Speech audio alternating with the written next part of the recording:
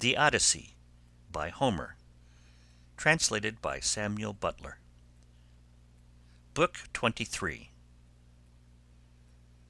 Euryclea now went upstairs laughing to tell her mistress that her dear husband had come home. Her aged knees became young again, and her feet were nimble for joy as she went up to her mistress and bent over her head to speak with her. "Wake up, Penelope, my dear child," she exclaimed, "and see with your own eyes something that you have been wanting this long time past.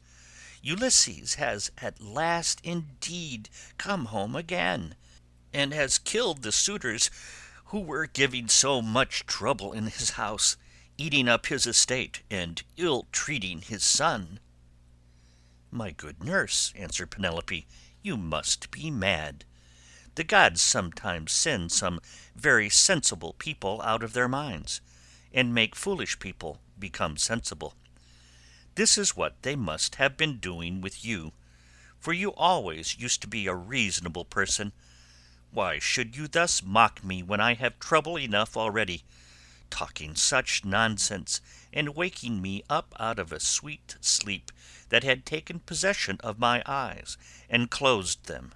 I have never slept so soundly from the day my poor husband went to that city with the ill-omened name. Go back again into the women's room. If it had been anyone else who had woke me to bring such absurd news, I should have sent her away with a severe scolding. As it is, your age shall protect you." "My dear child," answered Euryclea, "I am not mocking you. It is quite true, as I tell you, that Ulysses is come home again. He was the stranger whom they all kept on treating so badly in the cloister. Telemachus knew all the time that he has come back, but kept his father's secret that he might have his revenge on all these wicked people." Then Penelope sprang up from her couch, threw her arms round Euryclea, and wept for joy. "But, my dear nurse," said she, "explain this to me. If he has really come home as you say, how did he manage to overcome the wicked suitors single-handed, seeing what a number of them there always were?" "I was not here," answered Euryclea, "and do not know. I only heard them groaning while they were being killed. We sat huddled and crouching in a corner of the women's room, with the doors closed, till your son came to fetch me, because his father sent him.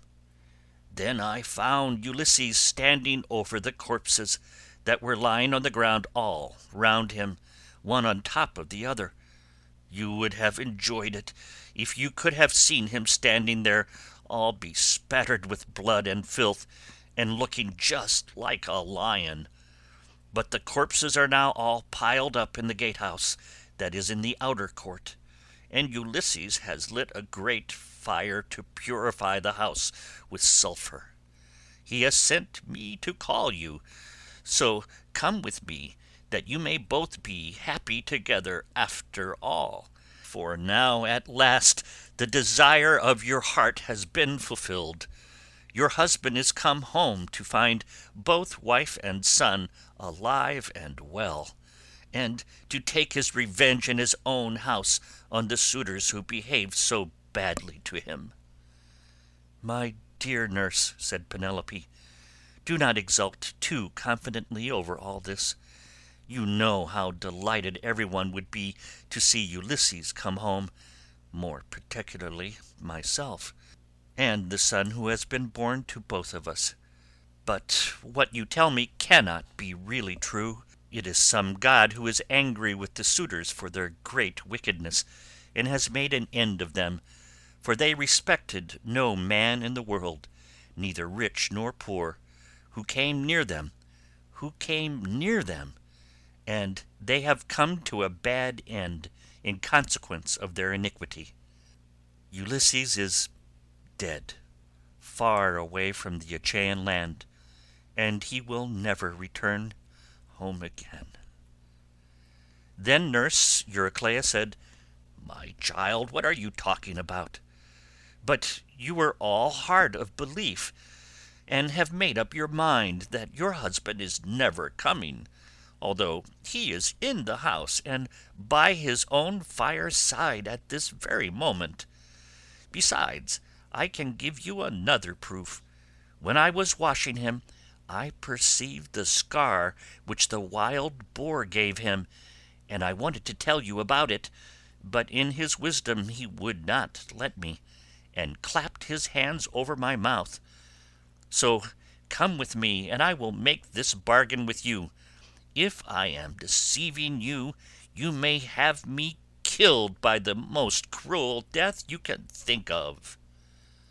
"My dear nurse," said Penelope, "however wise you may be, you can hardly fathom the counsels of the gods. Nevertheless, we will go in search of my son, that I may see the corpses of the suitors and the man who has killed them." On this she came down from her upper room, and while doing so, she considered whether she should keep at a distance from her husband and question him, or whether she should at once go up to him and embrace him. When, however, she had crossed the stone floor of the cloister, she sat down opposite Ulysses by the fire, against the wall at right angles to that by which she had entered, while Ulysses sat near one of the bearing posts, looking upon the ground, and waiting to see what his wife would say to him when she saw him. For a long time she sat silent, and as one lost in amazement. At one moment she looked him full in the face, but then again directly she was misled by his shabby clothes, and failed to recognize him, till Telemachus began to reproach her, and said, "Mother, but you are so hard that I cannot call you by such a name. Why do you keep away from my father in this way? Why do you not sit by his side and begin talking to him and asking him questions? No other woman could bear to keep away from her husband when he had come back to her after 20 years of absence, and after having gone through so much. But your heart was always as hard as a stone." Penelope answered, "My son, I am so lost in astonishment that I can find no words in which either to ask questions or to answer them. I cannot even look him straight in the face. Still, if he really is Ulysses come back to his own home again, we shall get to understand one another better by and by, for there are tokens with which we two are alone acquainted, and which are hidden from all others." Ulysses smiled at this, and said to Telemachus, "Let your mother put me to any proof she likes. She will make up her mind about it presently. She rejects me for the moment, and believes me to be somebody else, because I am covered with dirt and have such bad clothes on. Let us, however, consider what we had better do next.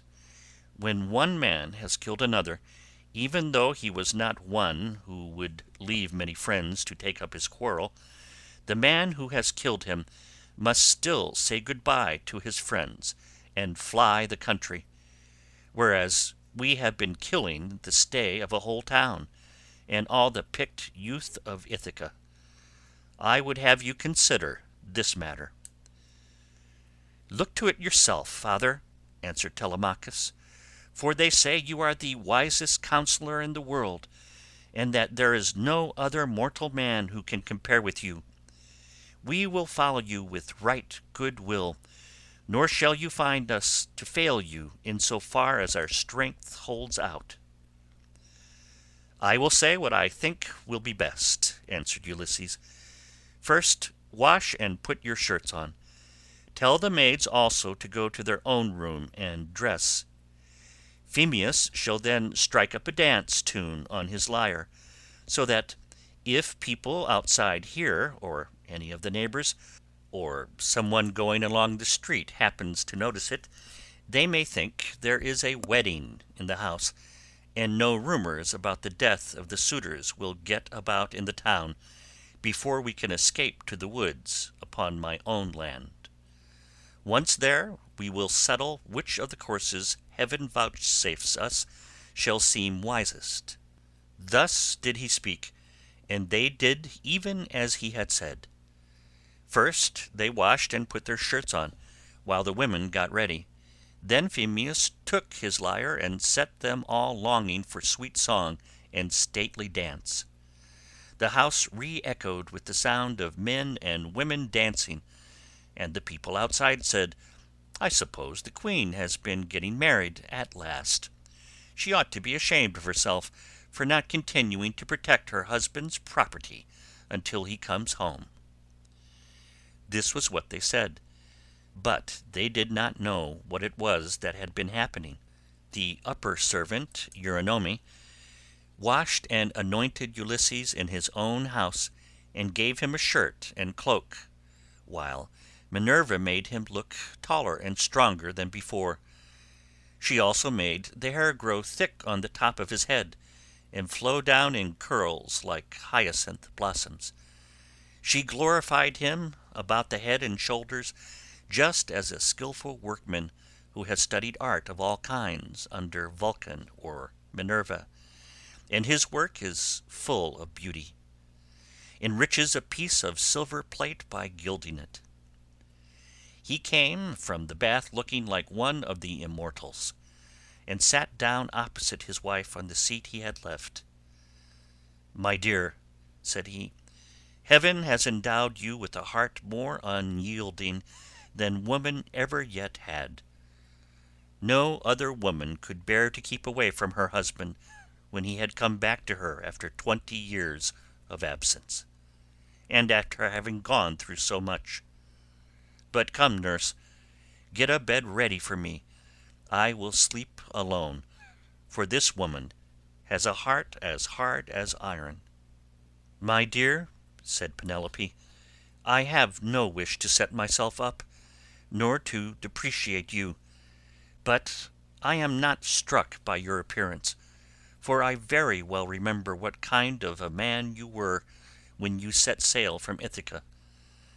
Nevertheless, Euryclea, take his bed outside the bedchamber that he himself built.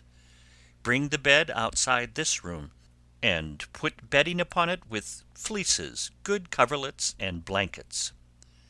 She said this to try him, but Ulysses was very angry, and said, "Wife, I am much displeased at what you have just been saying. Who has been taking my bed from the place in which I left it?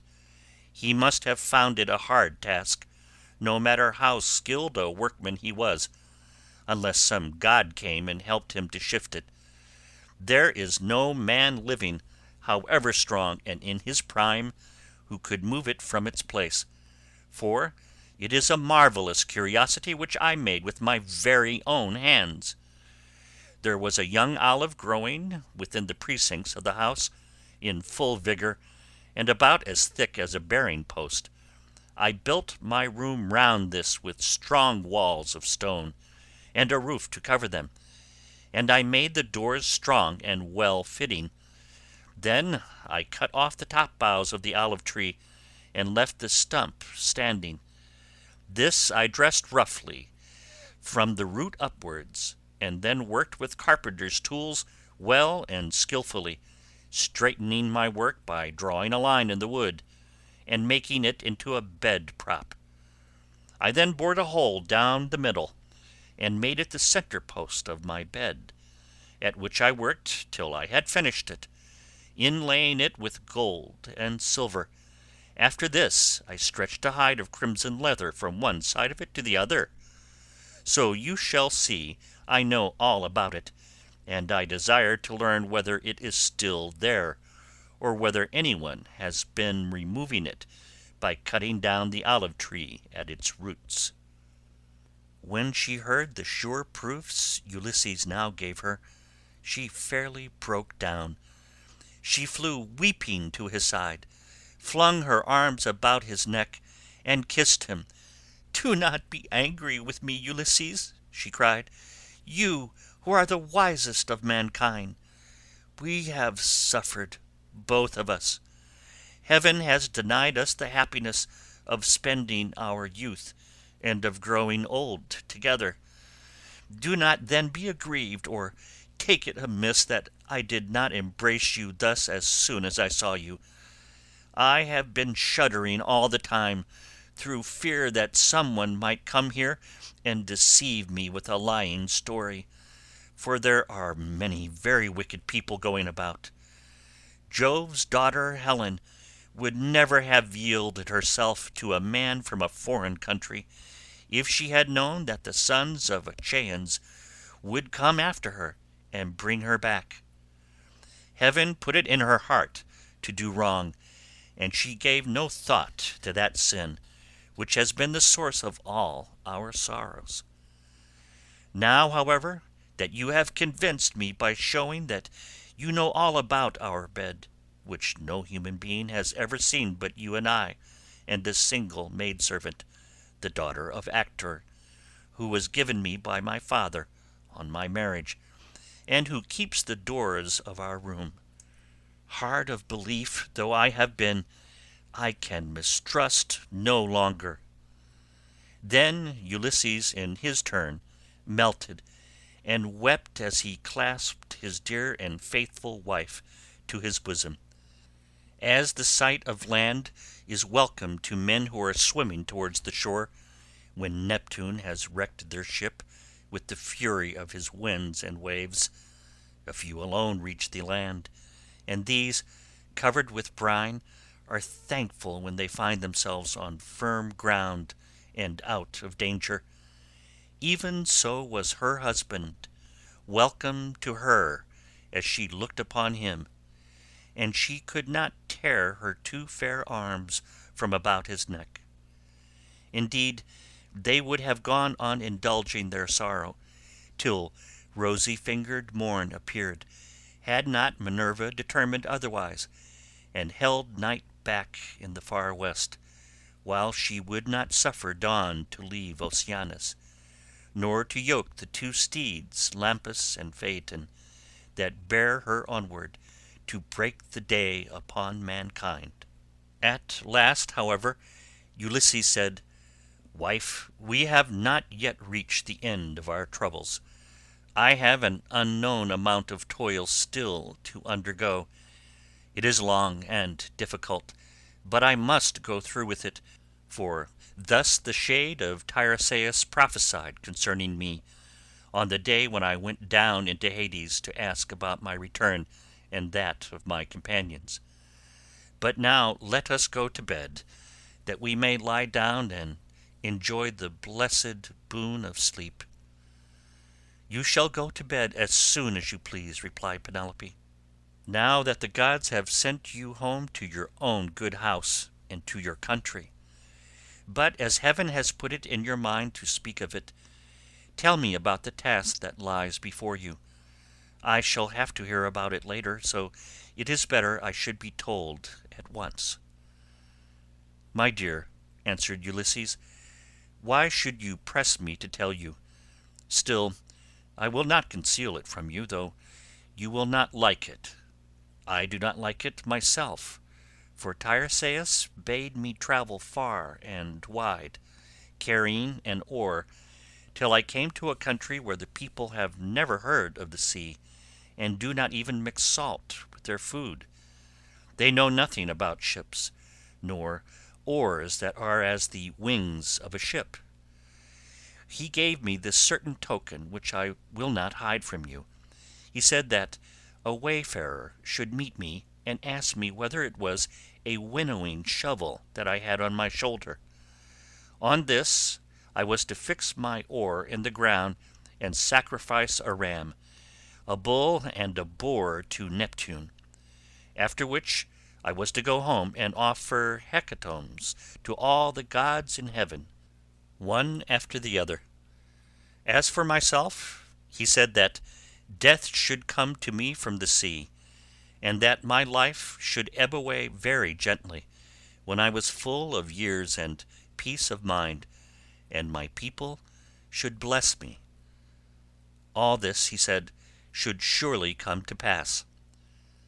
And Penelope said, "If the gods are going to vouchsafe you a happier time in your old age, you may hope then to have some respite from misfortune."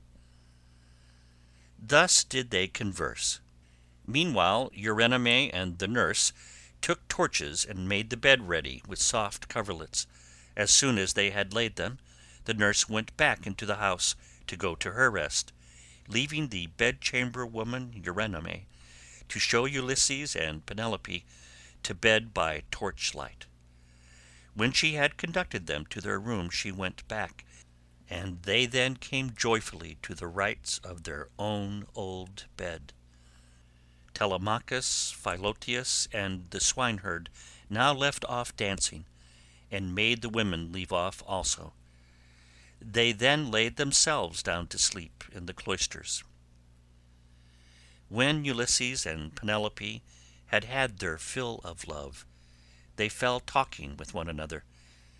She told him how much she had had to bear in seeing the house filled with a crowd of wicked suitors, who had killed so many sheep and oxen on her account, and had drunk so many casks of wine.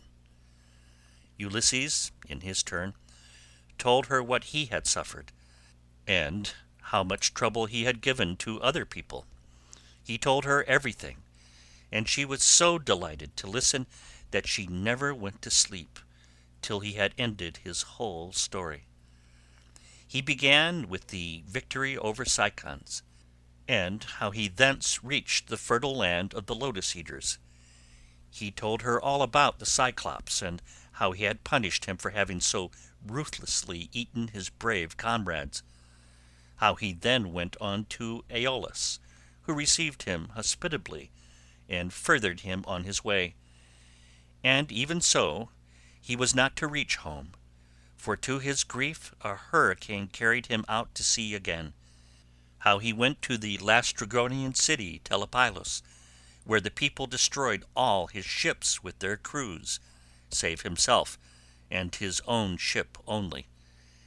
Then he told of cunning Circe and her craft, and how he sailed to the chill house of Hades to consult the ghost of the Theban prophet Tiresias, and how he saw his old comrade in arms, and his mother who bore him and brought him up when he was a child.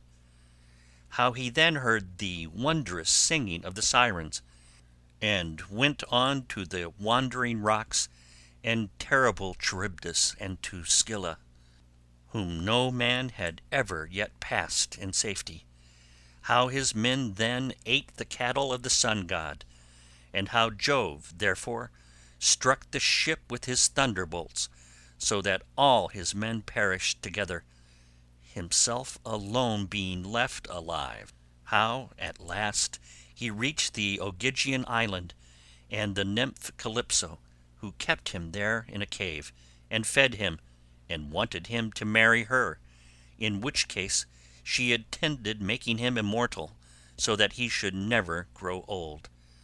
But she could not persuade him to let her do so, and how after much suffering he had found his way to the Phaeacians, who had treated him as though he had been a god, and sent him back in a ship to his own country, after having given him gold, bronze, and raiment in great abundance. This was the last thing about which he told her, for here a deep sleep took hold upon him and eased the burden of his sorrows. Then Minerva bethought her of another matter. When she deemed that Ulysses had had both of his wife and of repose, she bade gold-enthroned Dawn rise out of Oceanus, that she might shed light upon mankind. On this Ulysses rose from his comfortable bed, and said to Penelope, "Wife, we have both of us had our full share of troubles, you here in lamenting my absence, and I in being prevented from getting home, though I was longing all the time to do so. Now, however, that we have at last come together. Take care of the property that is in this house. As for the sheep and goats which the wicked suitors have eaten, I will take many myself by force from other people, and will compel the Achaeans to make good the rest till they shall have filled all my yards. I am now going to the wooded lands out in the country to see my father, who has so long been grieved on my account, and to yourself I will give these instructions, though you have little need of them. At sunrise it will at once get abroad that I have been killing the suitors. Go upstairs, therefore, and stay there with your women. See nobody, and ask no questions." As he spoke, he girded on his armour.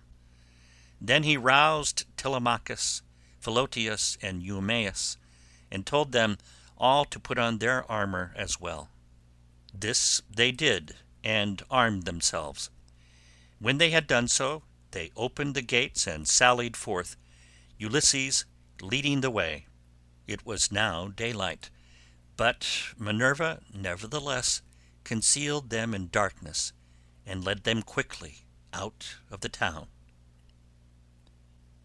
End of Book 23.